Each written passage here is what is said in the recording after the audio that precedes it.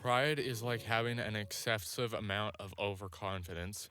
It comes from a lot of success and victories and often leads people down a path that makes them believe they are better at something or than other people than they really are. Humility is the lack of pride, accepting that one isn't better than anyone else just because of a skill or a privilege. Iroh was born heir to the throne. From the day he was created, he was set up to have power over a fourth of the entire world and was going to rule a prideful nation that he didn't even understand was corrupted. When he was a general, he laid siege to Ba Sing Se, the largest Earth Kingdom city in the entire world, for 600 days, and wasn't prepared to stop. Until, of course, his only son, Lu Ten, died. Iroh discovered that life doesn't play favorites for anyone. Iroh stopped trying to take the city, and his family's response was honestly pretty harsh. I'll go ahead and let Azula say it. By the way, Uncle's coming home. Does that mean we won the war? No. It means Uncle's a quitter and a loser. What are you talking about? Uncle's not a quitter. Oh, yes, he is. He found out his son died and he just fell apart. A real general would stay and burn Ba Sing Se to the ground, not lose the battle and come home crying. How do you know what he should do? He's probably just sad his only kid is gone. Forever. Iroh loses his chances of making it to the throne and leaves his nation when his nephew was banished just for speaking out of turn during a war meeting and refusing to fight his own father. If that doesn't say daddy issues, I don't know what does. It goes to show what is wrong with the Fire Nation and how much pain and suffering they bring to people, even their own. Iroh is considered a traitor and loses the respect of his entire nation. Iroh ends up on the streets with Zuko and barely even getting by with little to no money. Not only is Iroh okay with this new lifestyle, but he actually seems to prefer it and chooses to find opportunities to teach Zuko valuable life lessons and leads him on the right path. Iroh thoroughly humbles himself. An amazing example of this, which I honestly couldn't emphasize enough, is that he teaches Zuko about the four elements, and Zuko says that this is all sounding like a bunch of Avatar stuff, but Iroh understands that learning bending techniques from the other nations' styles is still beneficial to firebending, whether you are the Avatar or not.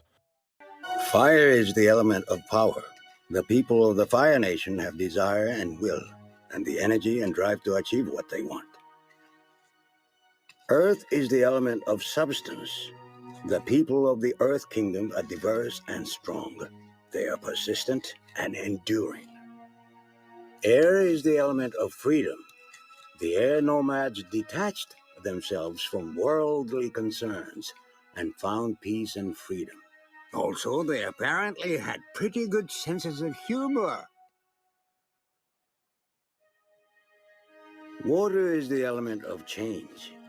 The people of the water tribe are capable of adapting to many things. They have a deep sense of community and love that holds them together through anything. Why are you telling me these things? It is important to draw wisdom from many different places. If we take it from only one place, it becomes rigid and stale. Understanding others, the other elements, and the other nations will help you become whole. All this four elements talk is sounding like Avatar stuff.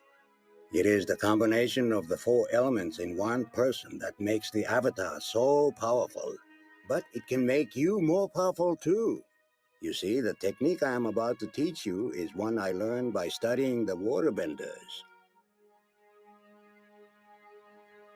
According to the prideful Fire Nation, Iroh should have no business studying the Water Tribe, but because of Iroh's open mind, he was able to develop a skill of lightning redirection, an ability that is exclusive to firebending, but uses a waterbending style.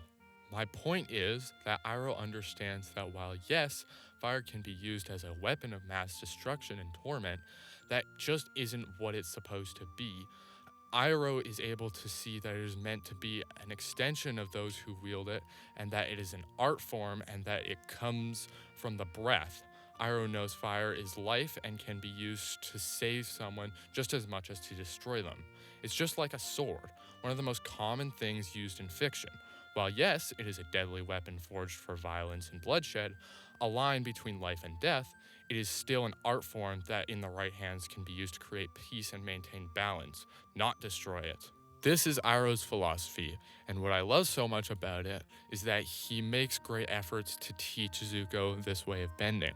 By the end of the show, with the Agni Kai between Zuko and Azula, Zuko uses styles from all 4 of the elements against his sister in his firebending, and it seems pretty obvious that he has learned to fight this way because of the fact that Iroh showed him it was possible to learn techniques from the other elements and implemented them into his firebending.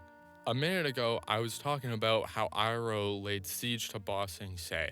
Later in the show, he explains that when he was a young boy, he had a vision that he would one day take the city. It wasn't until after losing all of his privilege that he was able to realize he wasn't supposed to take this city for the Fire Nation, but he was supposed to take it back for the Earth Kingdom and restore it to those it belongs to. This is about as humble as you can get, understanding that what you did is wrong, humbling your own self, and then working as hard as possible to reconcile what he and his nation did wrong.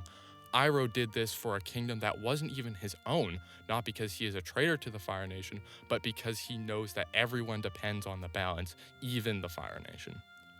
Lastly, I want to talk about Zuko's Agni Kai with Zhao.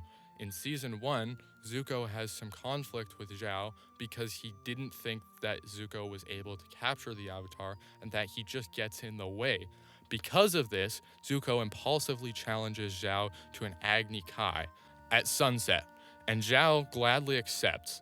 Using the basics that Iroh taught Zuko, he won the duel since Zhao wasn't able to keep his balance.